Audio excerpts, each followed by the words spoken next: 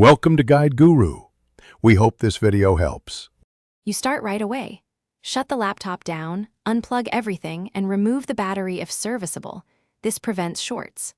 Once done, ground yourself by touching the metal chassis or using a wrist strap so static won't move pins. Now use compressed air to blow out dust while holding the port open with a toothpick. You're doing this because grime often blocks contacts. Make sure to use a magnifier and a small Phillips screwdriver to remove the bottom panel and expose the USB-C area. You'll now inspect the socket closely. Look for bent pins, corrosion, or small debris causing intermittent contact. If pins are slightly bent, carefully realign them with a thin non-metallic tool. Metal tools risk shorts, so use plastic or wood. Once aligned, clean the contacts with 90% plus isopropyl on a swab. This removes oxidation so conductivity improves.